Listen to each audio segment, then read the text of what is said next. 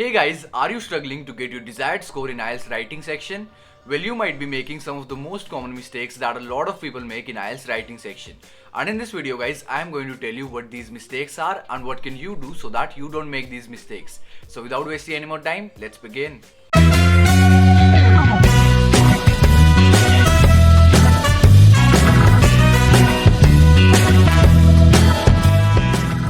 So guys, the mistake number one that a lot of people make in IELTS writing section is not using complex sentences. Now first of all guys, let's talk about what are complex sentences. तो अगर दोस्तों मैं आपको brief में बताऊं, then complex sentences are those sentences in which you present your two or more ideas in one single sentence using a subordinate clause.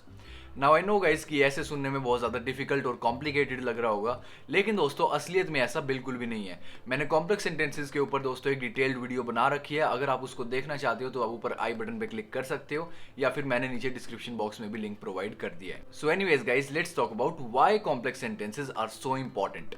तो दोस्तों IELTS के राइटिंग बांड डिस्क्रिप्टर्स में मेंशन्ड है, और अगर आपको नहीं पता कि बांड डिस्क्रिप्टर्स क्या होते हैं, तो दोस्तों बांड डिस्क्रिप्टर्स होते हैं, हम गाइडलाइंस कह सकते हैं या फिर क्राइटेरियाज कह सकते हैं, जिनके भी हाफ पे आइल्स के एग्जामिनर्स आपको असेस करते हैं। एंड इन्हीं क्राइटेरियाज के बेस पे दोस्तों आइल्स के एग्जामिनर्स आपको आपका बांड स्कोर प्रोवाइड करते हैं। तो दोस्तों आइल्स के राइटिंग बांड डिस्क्रिप्टर्स में मेंशन्ड है कि अगर आपने अपने आइल्स राइटिंग सेक्शन में कॉम्प्लेक्स सेंटेंसेस का यूज किया है even if they are wrong. जी हाँ दोस्तों, यहाँ पे ध्यान देने वाली बात यह है कि अगर आपने अपने आइल्स राइटिंग सेक्शन में कॉम्प्लेक्स सेंटेंसेस का यूज किया है, भले ही वो गलत भी हो, तो भी दोस्तों आपको एक हायर बैंड स्कोर मिलेगा कंपैरेटिवली अगर आपने अपने पूरे आइल्स राइटिंग सेक्शन में कहीं पे भी कॉम्प्लेक्स सेंटेंस का यूज नहीं किया है। So guys, this is the reason why complex sentences are so important and why they hold so much potential. So guys, the next mistake is not writing 150 words in your task 1 and 250 words in your task 2 of your IELTS writing section. Now I know guys that it may seem very obvious that you have to write at least 150 words in your task 1 and 250 words in your task 2 of your IELTS writing section. But trust me guys, a lot of people don't do it. So make sure that you write at least 150 to 200 words in your task 1 of your IELTS writing section and 250 to 300 words in your task 2 of your IELTS writing section. The next mistake is not knowing your IELTS writing band descriptors. तो दोस्तों ये चीज़ भी बहुत ज़्यादा important है, क्योंकि दोस्तों अगर आपको पता ही नहीं होगा कि आपको आइल्स राइटिंग सेक्शन में किस चीज़ के बेस पे जज किया जाएगा, किस चीज़ के बेस पे आपको बैंड्स प्रोवाइड किए जाएंगे, then obviously you will not be able to achieve a higher band score.